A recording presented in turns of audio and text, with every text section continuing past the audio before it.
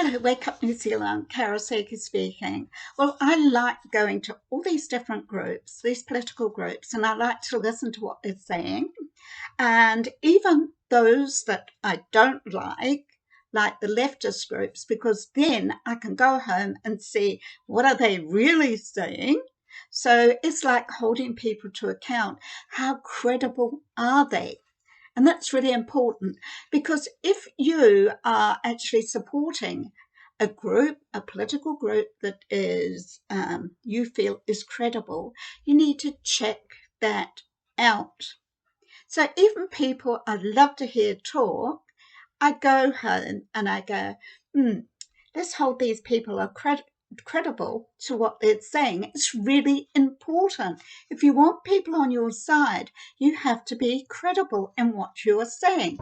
So last night I went to the Umbrella Freedoms movement and I was listening to several speakers, and Brian Tamaki was speaking, and he said about it's like Labour and National are just one political group.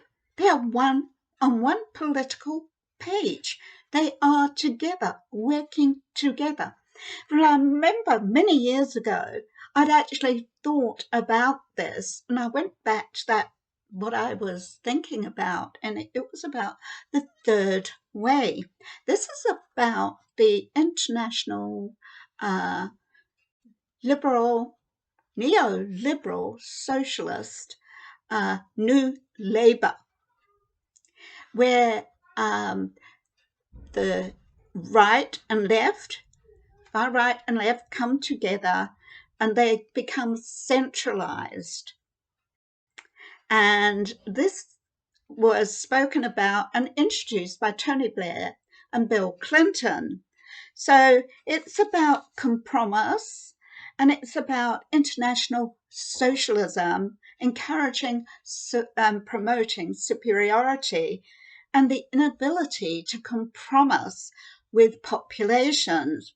So it destroys individual innovation and creates a degrowth, leading to the risk of civil unrest, encouraging prejudice amongst nations through the separatist type of racial critical race theory.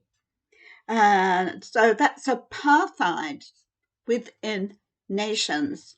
It's not the populations themselves that are doing, it's the influencing of the nation state, which is now called the third way. So Tony Blair and Bill Clinton were firstly the promoters of the third way through socialist international liberalism to enthusiastically support international organisations. The third way was introduced as a new form of politics globally. Centre-left meets centre-right politics that swerves and is based as political left radicalism. So here we have National and Labour. This was the turning point of Labour, the new Labour. So, for example, Labour and National on the same left-leaning page. So this was firstly introduced in 1935, that Labour was, before that, Labour was wholly realistic. However, New Zealand Labour internationalism, the third way, is enthusiastically supported by international organisations such as the World Economic Forum, the UN. They're all promoting this. This is all part of them forming a new foreign global policies in the world, in nation states, global policies in nation states, to determine policies in nation states. So Labour more so than National, but National are still on that page.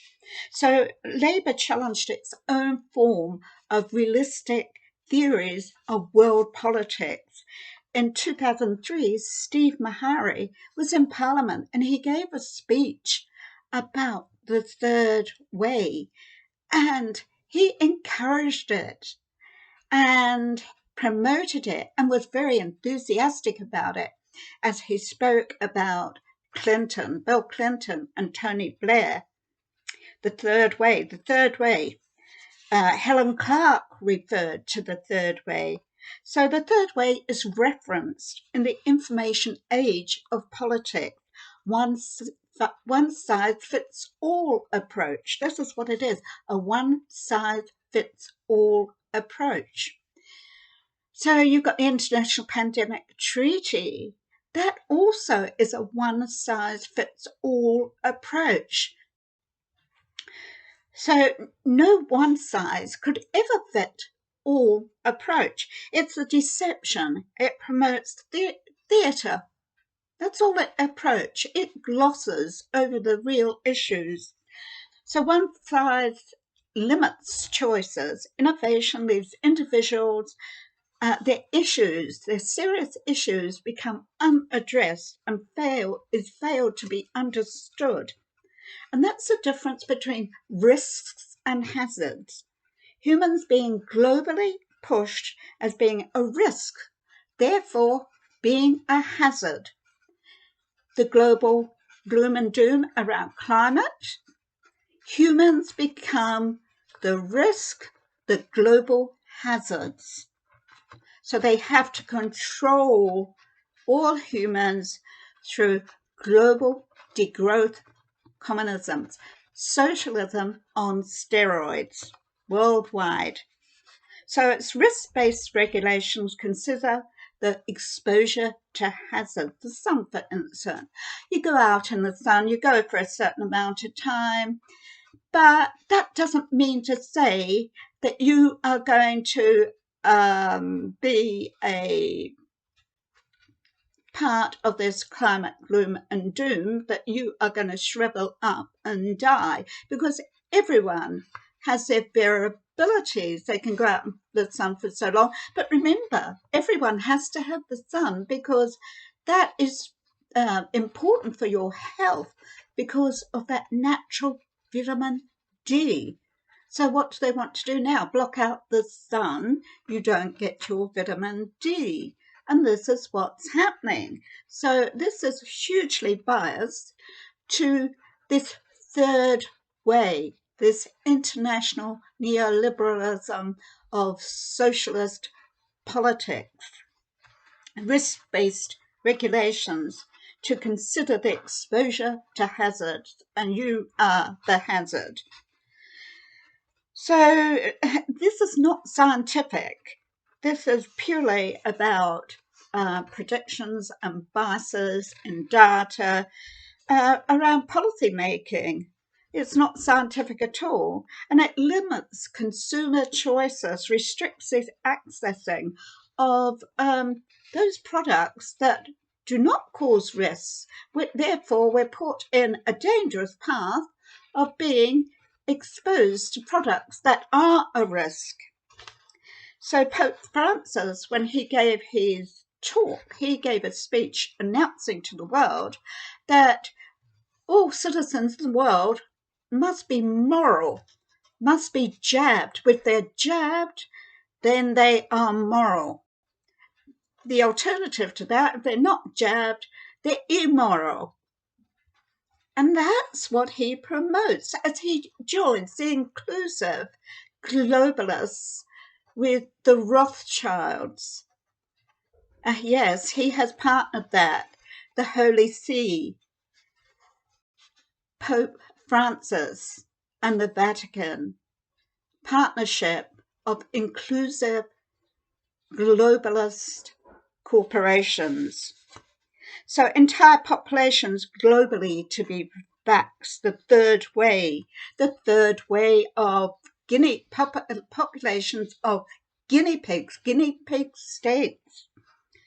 So it's corrupt and it's criminal, and law-abiding citizens become the criminals. The third way boosts black markets. You've got that gun buyback.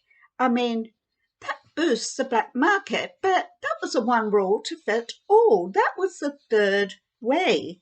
So increased crime in New Zealand. The gun crime has hugely gone up, and look at what's happening with crime altogether in New Zealand. So you have the late 19th century German socialist democratic parties and other international parties aligned themselves with Marxism, evolutionary socialism, the new labour, a gradual revolutionary change, a global transformation, hence destroying traditionalism, targeting westernisation, limiting and targeting, destroying free markets, and bringing about the World Economic Forum, stakeholder capitalism, corporate capture, the WEF partnering on the 13th of June 2019 with the UN, who had already given a speech saying they have Ban Ki-moon gave a speech saying that the UN has been totally transformed. So it's not what it was when it was established in 1945. So it's a third way revolutionary socialist global state to control all human beings, a disruptive change, aggressive, an accumulation of political powers. And they do that through political elections, a singular trust. Labour, National, you trust one or trust the other, you choose the best of the worst of the two evils. So the third way, drawn to a revolutionary radical class structure of Marxism, left-wing extremism. National meet Labour, left-leaning political, one controlling political party. Although it will be seen as National and Labour, this is why people are saying that National and Labour appear to be one political party, because they are. This is the third way. This is international liberalisation, totalitarian, authoritative political control of a singular political party with two names. The two names are only theatre. It glosses over everything else. This is the third way of extreme socialism worldwide. Wake up, New Zealand.